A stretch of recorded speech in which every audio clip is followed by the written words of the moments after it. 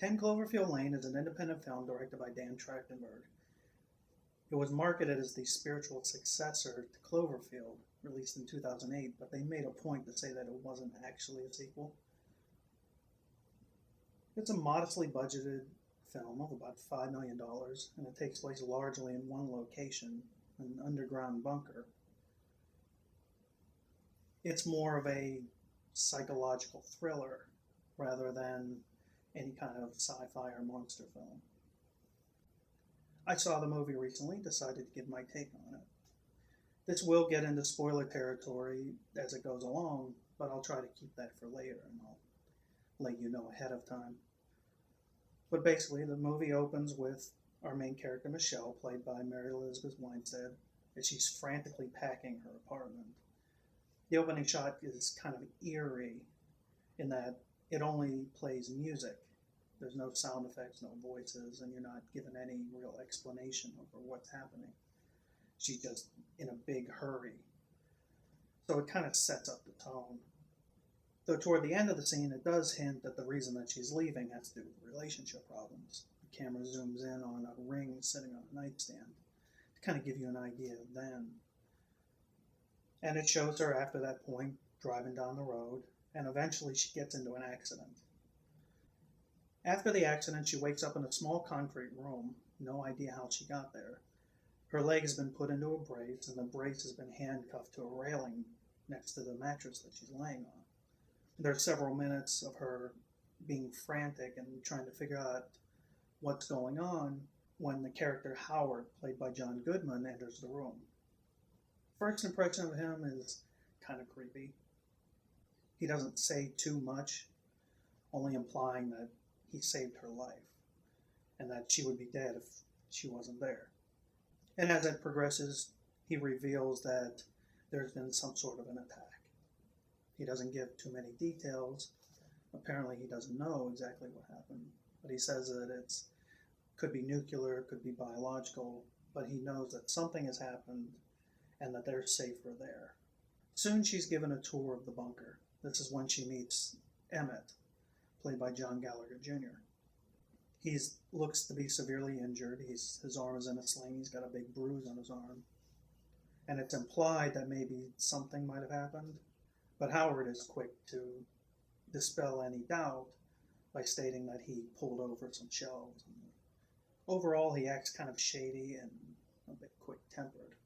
But we get to see the rest of the bunker. It's a cozy little home underneath the ground. We get the sense that he's a real conspiracy nut and that he's apparently been building this underground bunker for years. And it's revealed that Emmett was actually helping him. That's how he knew it was there. Eventually it comes out that he injured himself trying to get in. He helped build the bunker, so when things started going down, he decided to come over. At first, Michelle assumes that he had been kidnapped, just as she thinks she has. But he reveals that no, he saw something. And that's what made him go into the bunker. He says that he'd seen a light. It was unlike anything that he had ever seen before. So from then on, it was a lot of tension between them. This is where it's going to get into spoiler territory. So you can skip ahead. If you've seen the trailers, then you've seen the scene of them sitting at a table eating when Michelle grabs a bottle and smashes Howard in the head and makes a run for the exit. The scene plays out a lot longer in the full version, though, and you get a real sense of tension as things are building. There's a frantic race to get to the door. She quickly unlocks it, closes it behind her, and he's there yelling, "Don't go out there, don't go out there." She sees a car, fairly innocuous, a car sitting out there with its lights on, and a woman's face appears right in front of the window. She starts yelling and banging on the door, and her face is all screwed up. It was either radiation or some sort of plague or something, but she's really messed up. And she starts getting more and more frantic, and she starts acting crazy. And it gets to the point where she ends up starting to smash her head into the glass and just panicking. At that point, they cut away from it, and it stated that the woman died. There was nothing that could be done. After that point, the tone kind of shifts a bit.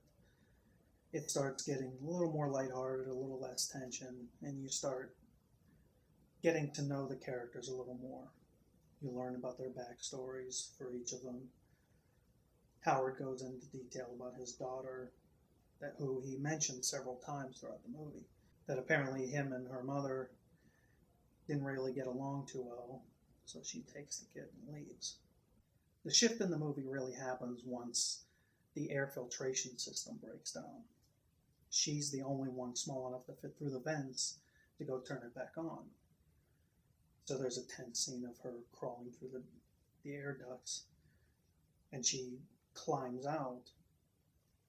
And you get at this point, you get a brief little Easter egg where you see a letter from Bold Fortuna, which is a subsidiary of Togarato, which, if you remember Cloverfield and you read up on the backstory, then that name will sound familiar to you. That's a nice little reference to the other movie. But as the scene goes on, she turns the system back on and she notices a hatch going to the surface. And she climbs up, she sees that's locked too, but she notices scratches on it. She pulls a panel to the side and she sees that it was help, apparently scratched into the glass or plastic or whatever it is from the inside. And she finds an earring looking like it's covered in blood. She recognized the earring. Earlier in the film, Howard had showed her a picture of his daughter, and it was the same earring. But when she shows the picture to Emmett, he says that's not her, that was a girl that had disappeared several years before. They hatch a plan to make a suit, like a hazmat suit, out of a shower curtain, so that they can go outside and survive whatever it is, or get help, or find out what's going on. Eventually things come to a head, and there's a huge climax with her escaping from the bunker, getting out into the real world in this homemade hazmat suit. When she gets out in the real world, things don't quite seem right. She sees birds flying overhead and things like that. And she pulls her mask off, realizes the air is breathable, and you're hearing birds and insects and all this all over the place. And she just laughs. So you think at this point things will be over, but it is a Cloverfield movie. And you went into this expecting something. You might not have known what it was going to be. Though, if you were expecting Clovey to make a return, you're going to be disappointed. But what ends up happening is a complete surprise. She sees something flying off in the distance. It's hard to tell what it is at the moment. She goes to the woman's car that we've seen earlier, and she ends up setting off the alarm. This triggers whatever it was flying in the distance to come toward her. And we get a good, clear look that this is not an American-made spacecraft or a human-made one. This is full-on alien. And she even reacts, it's like, oh, come on. Which is actually kind of funny, the way she does it. And the whole ending of the film is a complete tonal shift from what we've seen previously. It ends more like a big blockbuster than a small independent film. And it looks impressive considering the budget that they were working with. This alien ship comes in and she goes into hiding. Apparently it released something that starts skittering around. And there's this whole big action sequence of her getting chased by these things and trying to get away from the ship. And it's revealed what killed the woman, where you see the ship fly out over the house, and it starts to release this green gas. And she rushes to put on this homemade mask that she had, and she sees that the gas reacted to a fire that was nearby and ignited. So she gets an idea. She climbs into the truck, grabs a bottle of wine that was in the truck, and proceeds to make her own Molotov cocktail. When the ship comes over, it releases these huge tentacles that grab hold of the truck and starts lifting it up, pulling it into this mouth, that it looks almost like this. It's not a ship at all. It's more like a living thing. As it's pulling it closer, she quickly makes this thing, and she lights it and throws it inside. And then there's an explosion from inside. It drops the truck, and there's a shot of this creature, ship, whatever it is, blowing apart and crashing into the ground in the background while she's slowly regaining consciousness from the fall.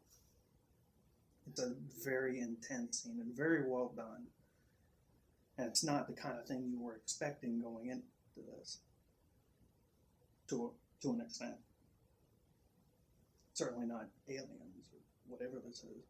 So the climax of the film, or the actual ending of the film, is her driving off in the distance. She starts tuning the radio, and she hears a voice on the radio. And when she clears it up, it's this woman giving instructions to people, stating that they were able to beat these creatures back in the southern states. That if you go to, I think, Baton Rouge, that there's a safe zone there. But we need help in Houston. If you have medical training, if you have combat training, we need help. And she literally comes to a crossroad. There's a sign that says, go one way for Baton Rouge, go the other way for Houston. And you see her kind of psyching herself up and pumping herself up and getting this determined look. And she makes the turn and heads for Houston. That's where the film ends. Overall, the film is exceptionally done. The performances alone were masterful, especially John Goodman. He was great in the role. He brought a level of sinisterness, creepiness, but at the same time, he made him complicated. And you could see that there were more things going on, that he wasn't a stupid man, but he also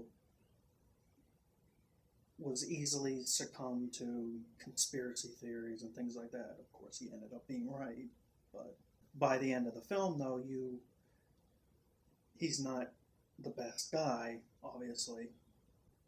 But John Goodman's performance especially was very well done. Michelle and Emmett both, Mary Elizabeth Winstead and John Gallagher Jr. both did an exceptional job. The use of music, the lighting, the set that they were working on, it felt like a little home. But at the same time, you also kind of felt that it was enclosed and cramped. The ending to the film is the highlight, and it's what really brings everything together. It's not what you expect. What's the line? More than you expect and less than you hoped? Or more than you hoped and less than you expect? It would be far too easy for them to do the typical cliche indie film ambiguous ending, and I was afraid that they were going to do that. And to be honest, I can't stand those endings anymore. It's just in the last 6 months, it feels like I've seen a dozen, cut the black ambiguous endings. And It's a far too common trope especially in indie films, to leave everything open, not explain anything, not give any kind of conclusion or resolution. Yes, this feels like it could be a setup to other films, but it also feels like its own closed story. It would be okay if they left it here. It doesn't, it makes you want more, but it doesn't make you feel like you have to have more. It doesn't leave it so open-ended that it makes it feel worthless or pointless, which far too many of these films do. It reached that balance of you're not sure what's going to happen, but for this story, for what happened, there has been a conclusion. So you feel satisfied. And I deeply appreciate that. And it really, really helped the overall experience. And overall, I absolutely love the film. I hope they do more of these, and I would love to see a continuation of this story in particular. I know they're probably not going to do that. There's a possibility here, since it does leave her future open and the future of the world. Cloverfield, making a direct sequel to Cloverfield would be not entirely needed. I would love to see it. That was one of the things that got me excited for this. But at the same time, it is its own enclosed story. Most everything has been wrapped up pretty well. Spoilers if you haven't seen it, but at the end of the film, the main characters are gone. Presumably Clovey is gone. So that story is kind of wrapped up. Whereas this one, there is room to do more. But I don't know if they're going to do that in the next film. Supposedly it's going to tie into both. But whether it directly continues this one, who knows? We'll have to wait and see. But as its own self-contained film, it works exceptionally well. And I don't feel like the way that I feel with a lot of other independent films, where it feels like a cheat at the end. It feels like that they couldn't come up with a good ending, or they were deliberately trying to do something different to be not Hollywood, which just sabotages the work that they were trying to do. An ending will make or break a film, and it made it in this one, absolutely. The performances themselves hold their own, certainly, but that ending rose it to another level, and I appreciate that. Everything was exceptionally well done in this movie, and I really liked it.